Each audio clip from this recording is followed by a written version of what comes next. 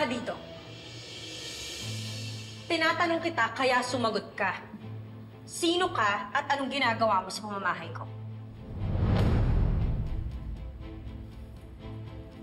Naging kasambahay ka na ba dito dati?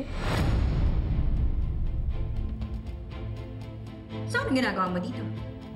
Magnanakaw ka ba? Kaya ka ba pumasok dito para pagnakawan kami? Ma'am, hindi po. Ako po si Emma. Bago niyo po akong labandera. Labandera? Wala akong kinukuhang labandera.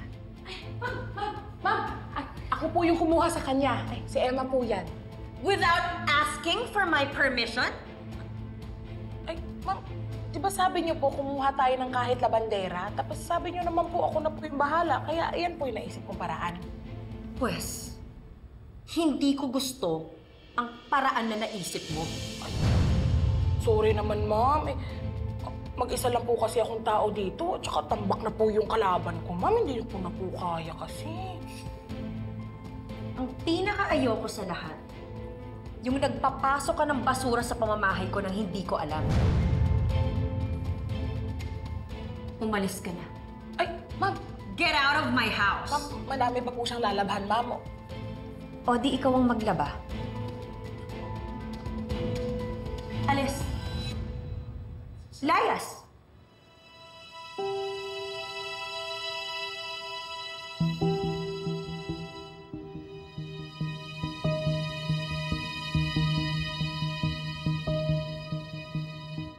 Kung hindi lang nakiusap yung uncle ko, hindi ako papayag na tumira kayo rito.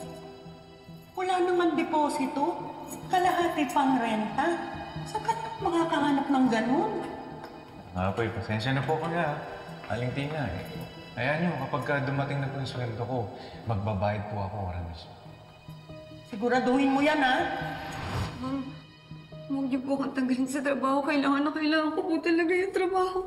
Ma'am, parang ako niyo na po. Ngayon pa lang, alam ko na hindi tayo magkakasundo. Kabago-bago mo pa lang. Ang lakas na ng loob mong pumasok sa pamamahay ko. Tinignan ko lang naman po sa taas. Baka may mga labahan pa na natira. Oo nga, ma'am. Yun lang naman po Hindi kita kinakausap. Kaya huwag kang sumabat. Sabi ko nga po, ma'am. Ma'am. Ma'am, huwag po kayong mag-alala. Hindi na po ito maulit. Huwag niyo na po ako alisin sa trabaho, ma'am. Ma'am, sige na, ma'am. Tambak na po talaga kasi yung mga labahin ko. Ma'am, mag-isa lang po ako dito. Hindi ko na ho kaya. Nakakapagod na po. Hindi po ba kayo naaawa sa akin? Ma'am, sige po. Kayo po. Gusto niyo po ba magsuot ng mga maduduming damit? No! Alam mo naman na may allergy ako sa mga bagay na marurumi. Yan nga po. Sabi ko nga, di ba? Ma'am.